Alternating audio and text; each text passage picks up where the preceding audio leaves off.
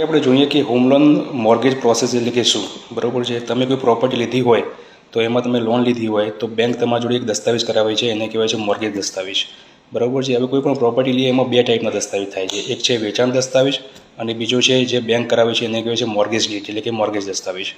બરાબર છે. વેચાણ દસ્તાવેજ અને મોર્ગેજ દસ્તાવેજનો ફરક એ છે કે વેચાણ દસ્તાવેજ એટલે કે આપણે જે અવેજની રકમ નક્કી થઈ છે, બરાબર, ફોર એક્ઝામ્પલ 50 લાખની પ્રોપર્ટી હોય અને તમે 30 લાખનું દસ્તાવેજ કરાવ્યું હોય તો એમાં 5% આપણે સ્ટેમ્પ ડ્યુટી ભરીએ છીએ અને 1% આપણે રજિસ્ટ્રેશન ચાર્જ ભરીએ છીએ. હવે મોર્ગેજ ડીડ એટલે કે શું કે તમે એ પ્રોપર્ટી પર 25 લાખની લોન લીધી છે તો લોનની વેલ્યુ પર તમારે રજિસ્ટ્રેશન ચાર્જ અને સ્ટેમ્પ ડ્યુટી ભરવી પડે છે, બરાબર છે. અને બેંક એ તમારા જોડે કરાવે છે એટલે કે બેંક અને લેનાર પાર્ટી વચ્ચે આ કરાર થાય છે, બરાબર છે. અને એનું થાય છે રજિસ્ટ્રેશન થાય છે.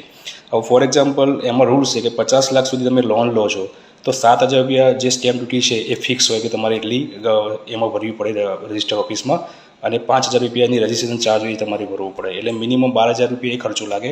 અને એડવોકેટને જે તમે હાયર કરેલા એડવોકેટ આ પ્રોસેસ કરેલી, મતલબ કે બેંકના કોઈ પેનલ વકીલ હોય તો બી કરે કે આપણે પર્સનલ કોઈ વકીલ હાયર કર્યો તો એ કરે, તો મિનિમમ એનો 3-4 રૂપિયા એની ફી હોય છે. તો આટલો કોઈ પણ લોન લીધી હોય તો 15,000 થી 20,000 રૂપિયા વચ્ચે આ બેઝિક ચાર્જ લાગતો હોય છે, બરાબર છે. હવે મોર્ગેજ ચાર્જ જે છે ને એ બેંક ડિસાઇડ કરે, બેંક ટુ બેંક ડિસાઇડ હોય, બરાબર છે. હવે આરબીઆઈના રૂલ્સ થોડા ચેન્જ થઈ ગયા છે, મતલબ કે તમે 50 લાખની લોન લઈ રહ્યા છો, 50 લાખની અંદર, તો એમાં 7,000 રૂપિયા એ રજિસ્ટ્રેશન ચાર્જ ફિક્સ છે અને 5,000 રૂપિયા તમારો એ ઉપરનો જે ચાર્જ છે એ ફિક્સ છે. માન લો તમે 50 લાખ ઉપર જઈ રહ્યા છો, મતલબ કે 1 CR ઉપર લોન લો છો કે 1.5 CR લોન લો છો, મિનિમમ એમાં બેંક ડિસાઇડ કરે કે ભાઈ 1 CRની અંદર હોય તો 0.35 પૈસા લેખે તમારો એ ચાર્જ વસૂલ કરે, અને 1 CR ઉપર કે 1.5 CR ઉપરની વેલ્યુ હોય તો મિનિમમ 1% 1.5% બેંક એમાં ચાર્જ કરે છે, બરાબર છે. હવે આ મોર્ગેજ થઈ ગયું, બરાબર, તમે રજિસ્ટ્રેશન કરાવી દીધું, બધું પતી ગયું છે. હવે જ્યારે તમે એ લોન ક્લોઝ કરાવો, બરાબર છે, ટોટલ પેડ કરી દીધી છે, તો એ મોર્ગેજ તમારે રિલીઝ કરાવવું કમ્પલસરી છે.